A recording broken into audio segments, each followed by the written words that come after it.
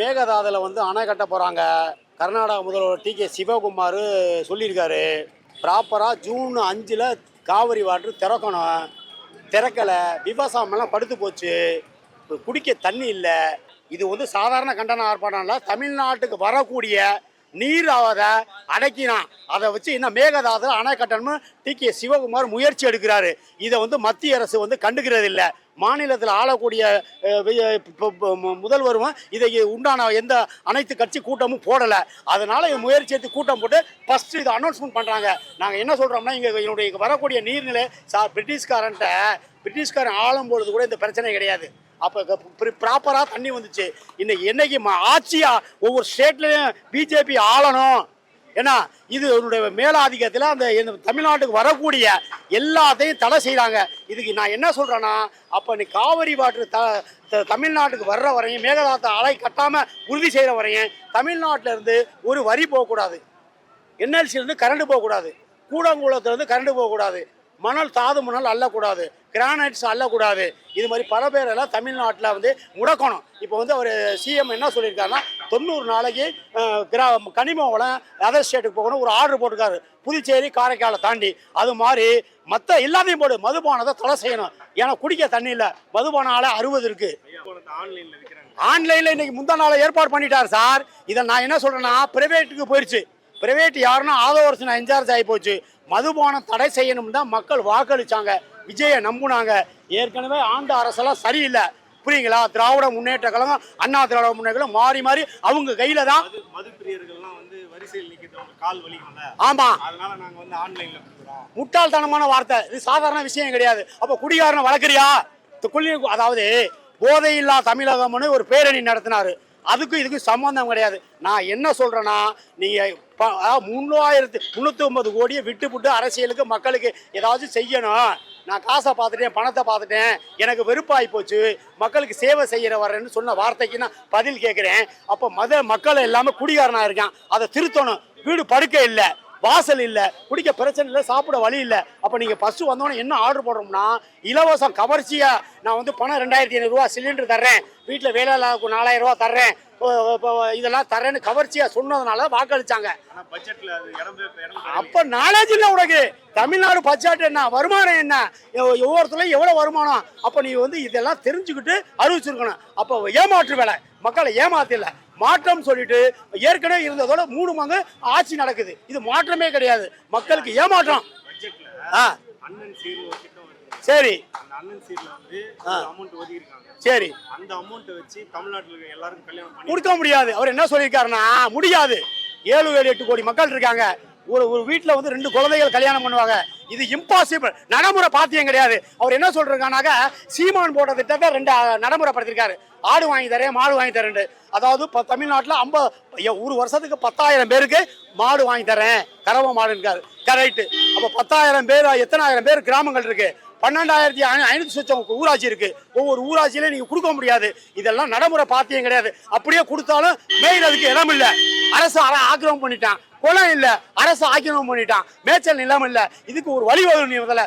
நான் என்ன கேட்கிறேன்னா, revenue minister வந்து செங்கோட்டையன் தமிழ்நாட்டில் எல்லாத்துக்கும் கலெக்டரை பார்த்து எவ்வளவு நீர்நிலையெல்லாம் ஆக்கிரமம் பண்ணாலும் சுத்தம் பண்ண. மழை பக்கம் தண்ணிக்கு பிச்சை பண்றோம்ல, மழை காலத்தில் மழை நீரை சேமிக்கலாம். குளங்களை தூர்வாருங்க. 49,000 குளங்கள் இருக்கு சார். அது எல்லாமே தூர்வானாவே நமக்கு வேண்டிய தண்ணீரை நம்ம சேமிச்சுக்கலாம். இதை நடைமுறை பாத்தியம். இதை ரெவன்யூ டிபார்ட்மெண்ட் செய்யணும். ஆலோசனை பொதுப்பணித்துறை இதையெல்லாம் ஒவ்வொரு துறையும் கையில் வாங்கி வச்சுக்கிட்டு நீங்கள் என்ன பண்ணுறீங்க? மக்கள் சேவையே எதுவுமே இதுவரை 90 நாளில் அவர் செய்வார். இப்போ தான் வந்திருக்கிறாரு. என்ன இப்படி தான் வந்திருக்கேன்னு எல்லாரும் தவறான வார்த்தை சார். மக்கள் வந்து ஆண்ட அரசனுடைய அடாவடித்தனம், ஆதிக்க வரம்பு. சரி, சரி, நான் தான் சொல்லிட்டேன் சார், பாராட்டுறேன் சார். நிரந்தர தடை பண்ணு. நான் என்ன கேட்கிறேன்னா, அவன் வண்டி அந்த ட்ரக்கர் வச்சு சைக் வர்றான், லாரி வச்சு சைக் பண்றான், எங்களுக்கு வருமானம் போச்சுன்னு. அதாவது அத்தாரை சைடு குவாரி இல்லாம அதிரடியா குவாரி திருட்டுத்தன வேலை டிஎம்கே செஞ்சுட்டாங்க. இதை நடைமுறைப்படுத்தணும். இது தெரியும். இவர் அண்ணனை ஜெயிச்சவர் பிரபு, காரைக்குடி சட்டமன்ற வேட்பாளர், அவர் என்ன சொல்லிட்டாருன்னா, பெரிய பிரச்சனை நடக்குது, என்னால் இந்த டிபார்ட்மெண்ட்ல இருக்க முடியாது, நான் மாத்துக்கிறேன் அப்படின்லாம் நிலவரம் வந்துருச்சு. ஏன்னா அவருடைய ரிலேட்டிவ்ஸ் தான் கனிமோட கான்ட்ராக்டர்ஸ். புரியுங்களா? நான் என்ன சொல்றேன்னா சிஎம் கிட்ட தான் பேசுறேன். ஒரே வார்த்தை, நீர் பிரச்சனை. நீங்க என்ன பண்ணலாம், டிகே சிவகுமாரை பார்க்க வேண்டிய அவசியமே கிடையாது. மத்திய அரசை போய் பார்க்கலாம் நீங்க. புரியுங்களா?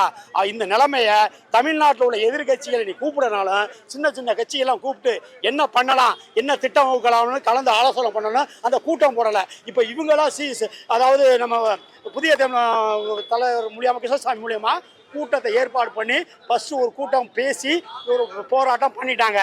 இது நிரந்தரமாகலாம்.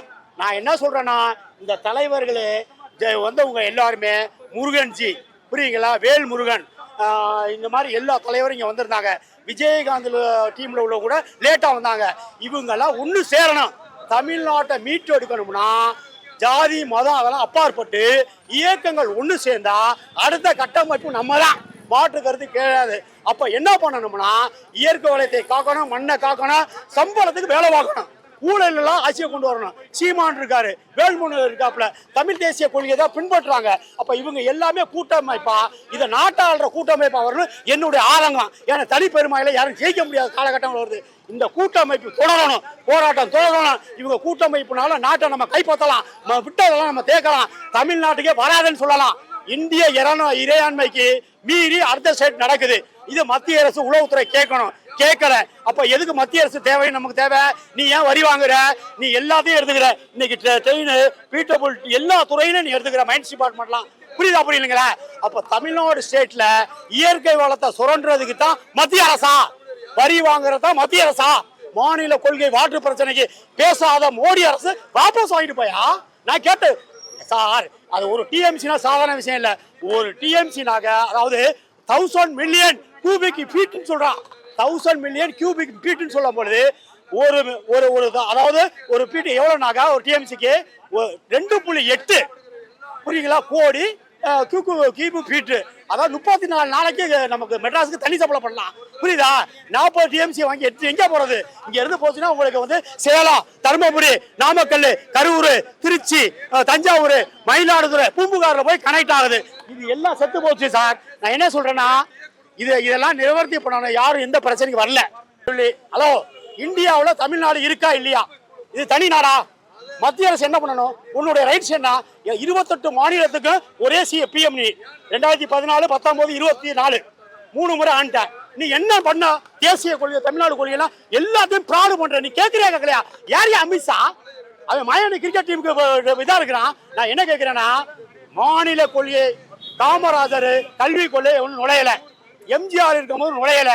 என்னைக்கு திராவிட கலைஞர் வந்தாரோ 2006 நீட்டு தேர்வை கொண்டு வராங்க. அதுக்கு ஒப்புத கேளுப்பா, இருப்பா, பேசாதப்பா இரு. ஹலோ, நீட்டுனால பிரச்சனை, அனிதா சாகுது. என்னப்பா அதாவது எதுக்கு சொல்ல வரேன்னா, முன்னால எம்பிபிஎஸ் டாக்டர் போடுறது, இன்ஜினியரிங் போடுறதெல்லாம் நீட்டு தேர்வு கிடையாது. மானிய கொள்கை படிப்பை வச்சு தான் போடுவாங்க. +2 மார்க்கை வச்சு, கட் ஆஃப் மார்க் வச்சு போடுவாங்க. மாநிலத்தை ஒரு டெஸ்ட் வைப்பாங்க. இதை கொண்டு போய் கொலையாடுத்ததே திராவிட கழகம் தான். இந்த தேசத்தை குட்டுச்சோறாகனே திராவிட இயக்கங்கள். அது ஜெயலலிதா இருந்தாலும் சரி, எடப்பாடியா இருந்தாலும் மறுகணம் ஆளை நீ நினைக்காத. இந்த மண்ணு போயிடுச்சு உன்னால. உன்னுடைய சகாக்களும் பல ஆயிரம் கோடி கொல்ல. இன்னைக்கு ஜெகதர்சன் பையன் தாவேகால போறான். குற்றவாளி கூடாதமா? மணல் குவாரி, ரத்தின மயம், திண்டுக்கல், அவன் மயம் தாவேகால என்றாகிறான். அப்ப கொள்ளை அடிக்கிறவனுக்கு கூடாதான் தாவேகாவா? நான் என்ன கேட்கிறேன்னா சார், கிடையவே கிடையாது. நான் கூட நல்லா நினைச்சேன், விஜய் நல்ல ஒரு பேப்பரப்பெல்லாம் வந்திருக்காப்ல, நல்ல ஒரு ஆட்சி செய்வாப்ல. ஏன்னா அவர் சொன்ன வாக்கு உறுதி, ₹1 பணம் எடுக்க மாட்டேன், எடுக்கிறவனையும் விட மாட்டேன், ஏற்கனவே எடுத்தவனையும் விட மாட்டேன்னு சொன்னீங்க. ரைட்டு. இந்த கேளு ஒவ்வொரு டிபார்ட்மெண்ட் இருக்கான். ஏவா வேலு, பொதுப்பணித்துறை பல ஆயிரம் கோடி கொள்ள. புரியுதா? 16 கோடி எங்க போச்சுன்னு தெரியல. புரியுதா? அதே மாதிரி உங்களுக்கு அது மின்சாரத்துறை மந்திரி செந்தில் பாலாஜி 2.5 லட்சம் கோடி கடன் இல்லையா? எவ்வளவு கடன் ஆச்சு? நீ அவனை அரெஸ்ட் பண்ணு. மூர்த்தி பதிவுத்துறை பிடிச்சி அரெஸ்ட் பண்ணு. பதிவுத்துறையில நிறைய கொள்ளையடிச்சிருக்காங்க.